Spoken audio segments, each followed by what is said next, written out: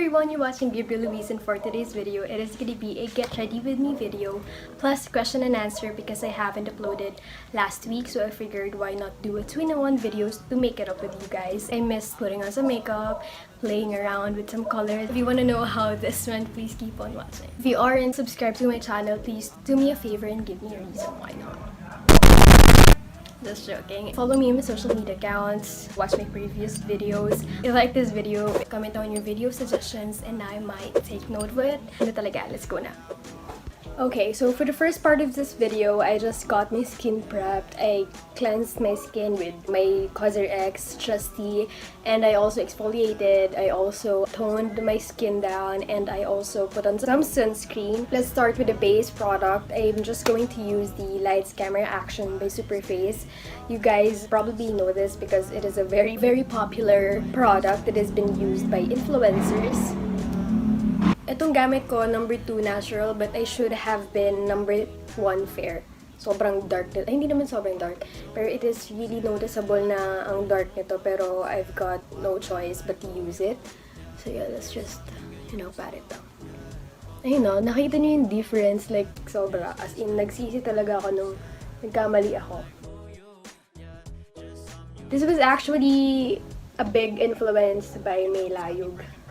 And I'm gonna start reading the questions that I posted on IG, which is right over here. Kanina kasi when I got up in the morning, I just thought, why don't I film today? Because, I've been MIA and I'm really, really sorry.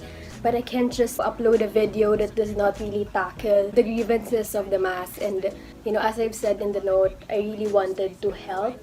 But the only help that I could, offer to the mass is just letting people be aware that this is really happening. We don't have to turn blind. It's not just like a thing to be shrugged off. It's really a noticeable thing and I just can't not care. Parang i-dismiss ko na lang siya basta-basta without really involving myself with the works of the government and how it really affects the community that we live in. They really say that kabataan ng pag-asa ng bayan, and I think you really are, diba?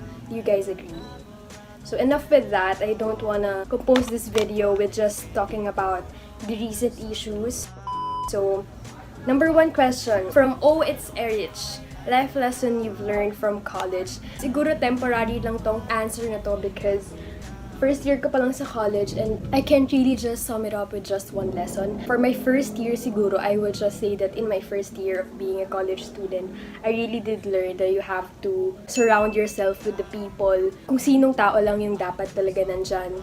Because from my earlier years, I really did surround myself na dami-daming tao, ganyan. Lahat naman hindi nag-contribute to my mental health. The persons that I have in my college life. Siguro okay na to, kanya. Not really that full coverage, but can we build it up? For the people that I have met in my college life, it's just like 5 people or more, and I think okay na ako doon and I don't really need that much because when I was in senior high, and dami ko talagang friends, and I figured hindi naman lahat talaga sila I considered as a friend, or maybe I consider them as a friend, but now it's not like a permanent friend that I have, and I really have to adjust with that because you have to prioritize kung sino talaga yung taong bubuo sa'yo or what. That I realized in college, and not everyone will adjust to you or not everyone will really comply with what you have or how you act. You can't please everyone, and that's I think what I learned in college. And I also learned that everything that you pass, every paperwork, every assignment has to matter in college because as in sobrang dun talaga nagbabase ang teachers. Siguro sa second year mas magagamit ko pa yung lesson na yun better. This one I really enjoyed, but before that, I just wanted to do my brows. I'm just going to use this fine brow liner by EB Advance in the shade Lily. Okay.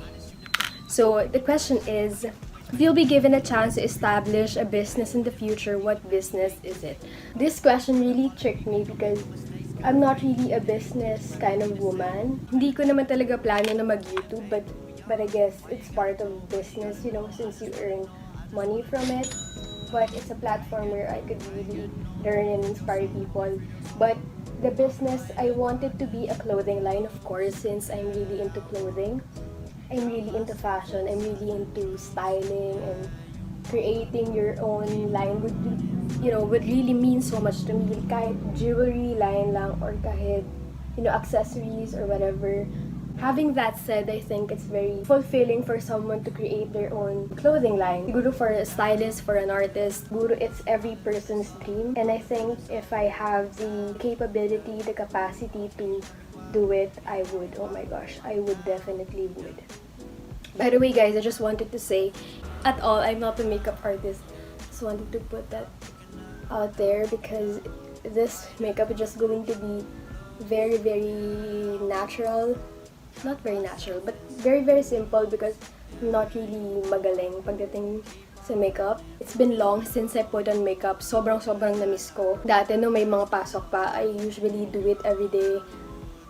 Hindi naman tipong makeup na pakak-glam makeup.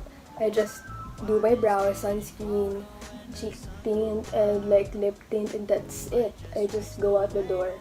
Pero I consider it my daily makeup routine. Sino ba kasi yung nag-ice cream na yan? Wala namang nabili.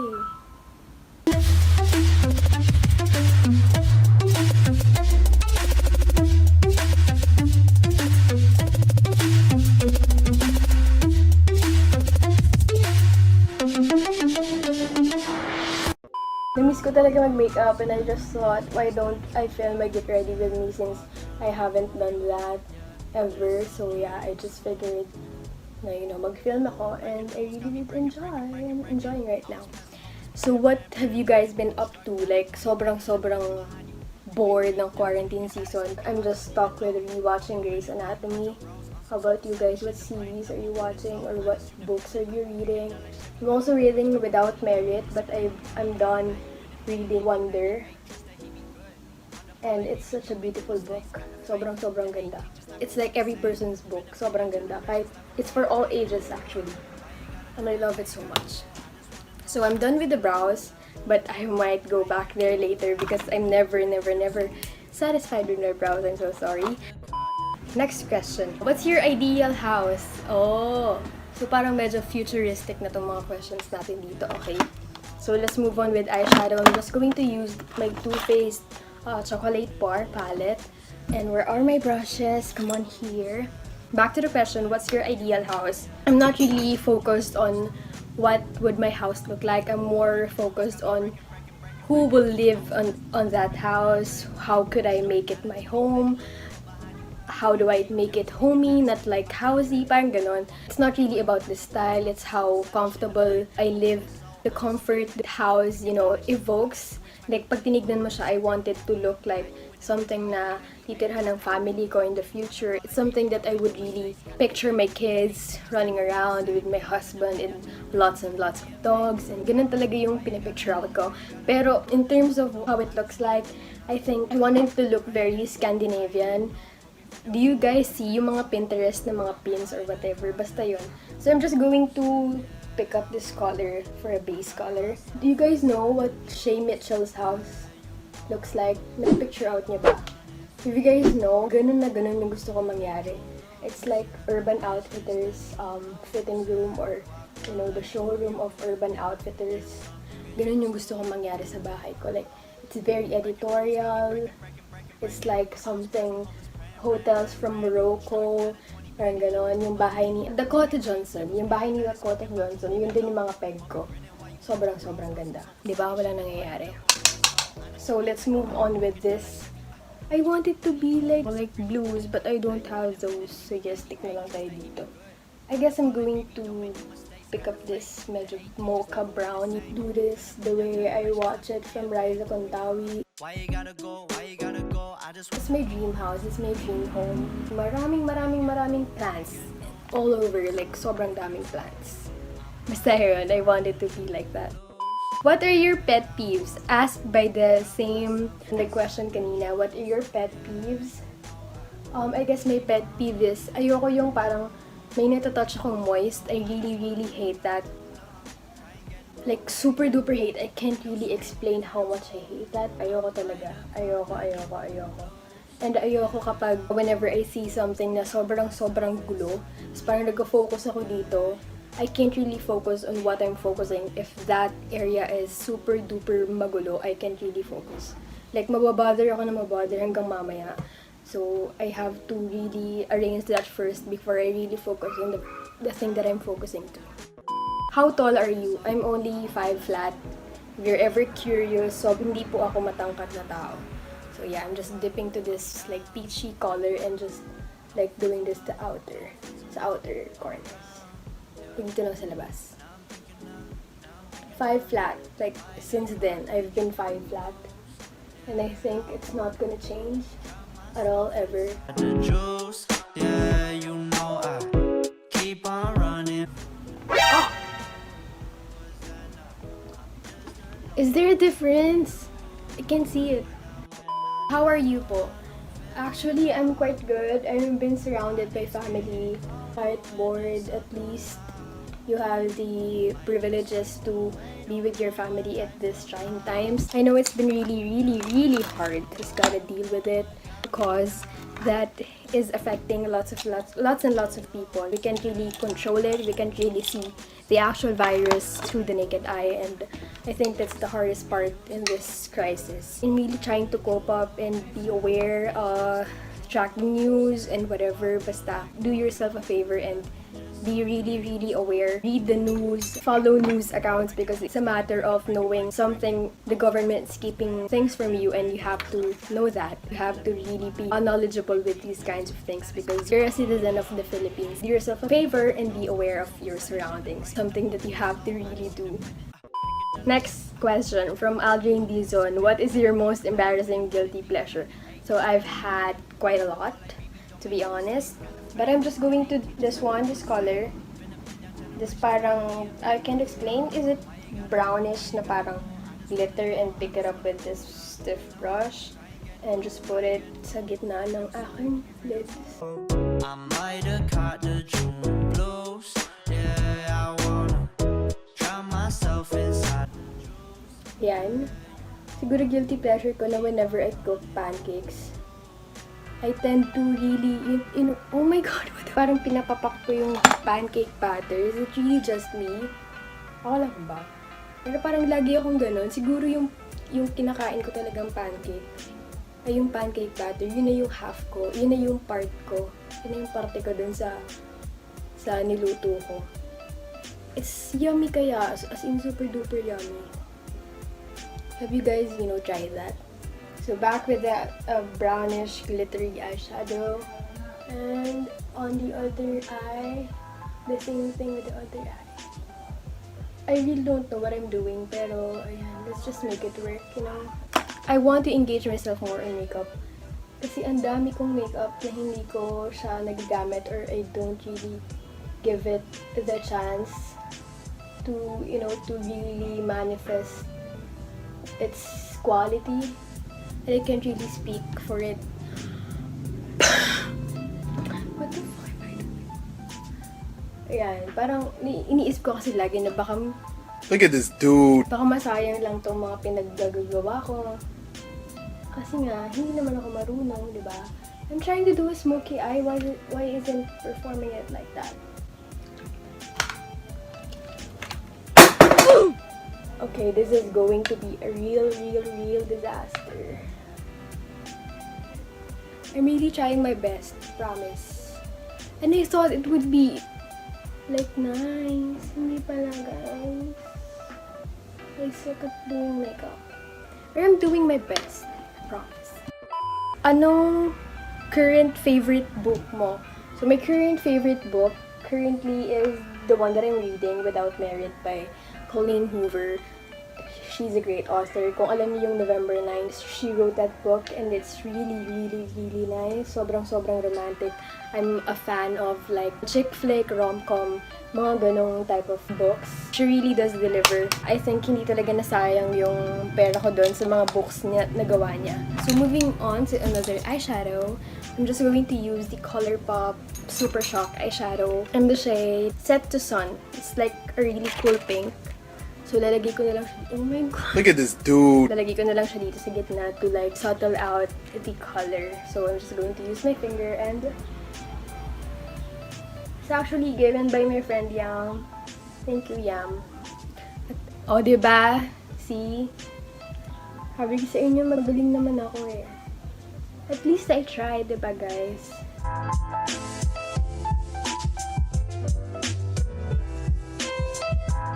See? It's not bad. It's not bad. Actually, it's not. How to start your own YouTube channel. So first of all, you have to ask yourself, am I really doing this? Because starting your own YouTube channel would take a lot of time, investment, effort. Like, your creative juices will just, kailangan mo talaga siyang ilabas lahat, and you have to fully invest yourself sa yung oras mo, and hindi lang talaga yun your mental health, your well-being. I have to really question myself, do I really have to do this? Do I feel the need to do this? Why am I really doing this? What's the purpose of doing this? You have to ask yourself that, because in times na parang nandiyan yung YouTube mo and you have established yourself in the industry, parang bigla ka na lang nawalan ng worth na, why am I doing this?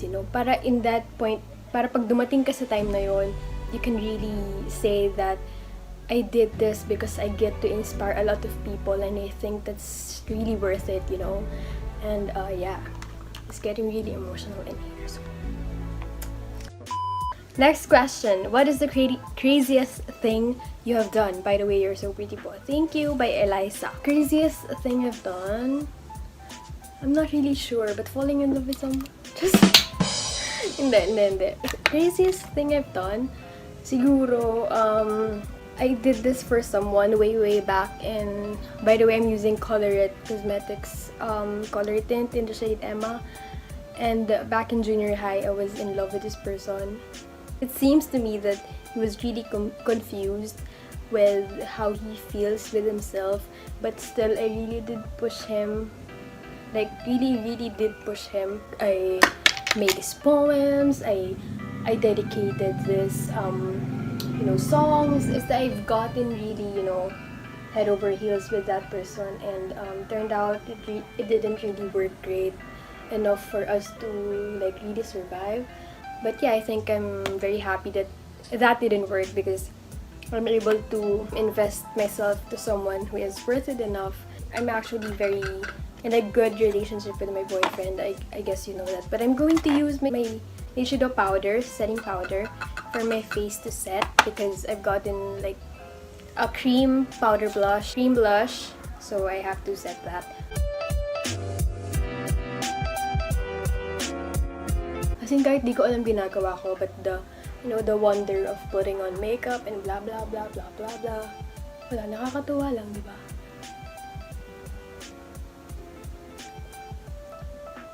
I guess that's something like happy little joys. Just putting it all over my face. Nakakatuwa. Kasi super duper therapeutic ng makeup para sa akin. It's really a learning progress. It's always a learning progress. I'm happy to learn. I'm open with, suggestions or whatever, because, I really don't know it. So if you guys know, if you could help me. And next question, how to edit your vids? So another question on how I edit my videos is because of my super duper amazing boyfriend. It's actually because of him. Kaya magaganda ang aking videos and whatever. I'm not really a huge part of it. I just send him the videos and he just edits it. And it's been amazing because he's amazing, So I'm just going to highlight my face using this Makeup Academy highlighting palette. So I think he uses the app Sony Vegas Pro. I think, will that help? Pero kung yung mga cellphone of apps, kasi may nagtanong sa akin, how about for the phone? Kasi hindi sila marunong kung sa computer. I guess try Filmora, iMovie kung naka-iPhone kayo. Hindi siya masyadong kita, but yeah, it's very subtle. Pero I like how it performs. Ayoko yung highlight na super duper like backup, because I don't really need that much highlight. Just like a generous amount of highlight will do. And yeah, I guess that's it.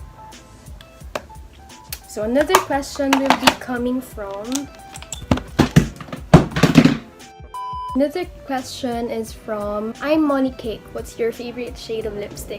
My favorite shade of lipstick is actually right here. This is Sunny's Face Fluff Matte in the shade B-Day. Guys, I'm telling you guys, sobrang ganda. I'm actually going to vid it now. So another shade would be ito, sikat to. This is the Super Stay Matte Ink by Maybelline. The shade Amazonian. Favorite ko din yan. As in, grade 12 ata ako. Inaraw-araw ko yun sa lips ko. And, you know, it did really, you know, dry out my lips.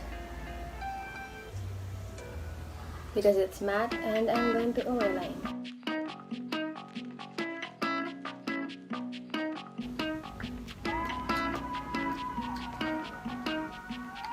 Ito yung favorite nude lipstick ko kasi.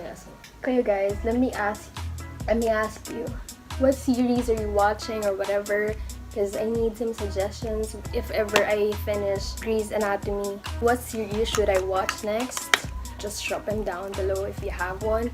So I'm just going to curl my lashes over here and put on mascara.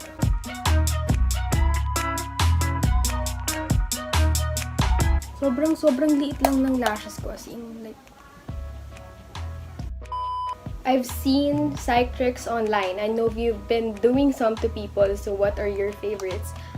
I don't have like specific psych tricks that I do to people, no. I don't really play with my profession, if that's what you're asking. I'm going to put on some mascara. This would be Maybelline Hyper Curl Mascara.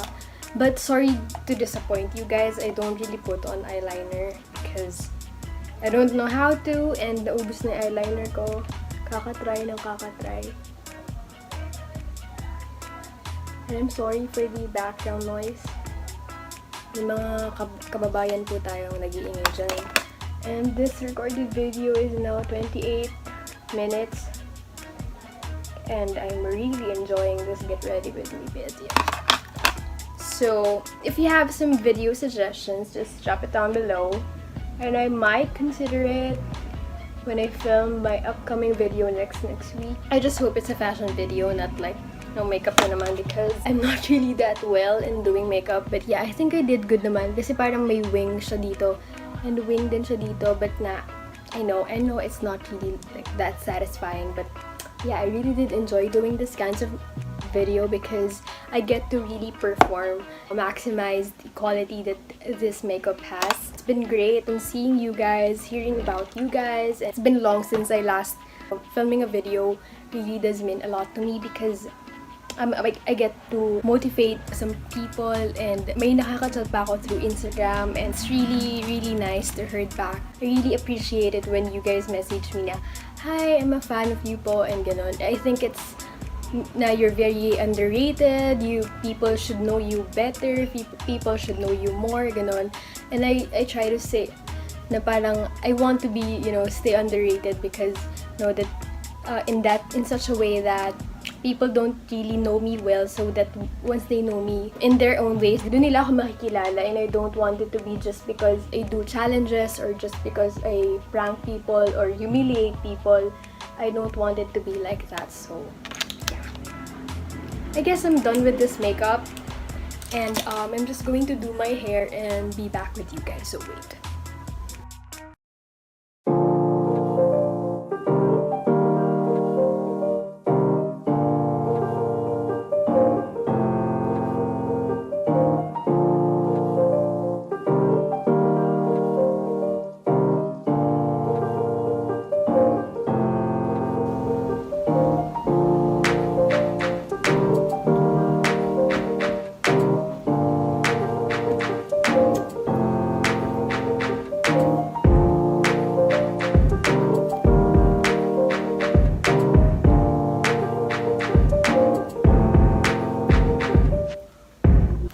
That's it for the video. Thank you so much, loves, for watching. I figured that you did enjoy the disaster that I made myself look. I guess that's it for the video. Thank you so much, loves, for watching, and I hope you will be there for the next video. Bye! Was wondering if you wanna go for a drive. I just need some fresh air and an old friend. I'm so glad that we started talking again. Yo, turn up the radio, I love this song. Remember when we used to stay up all night long? How's it been going? Oh, how's it, mom? The roads are so empty, this is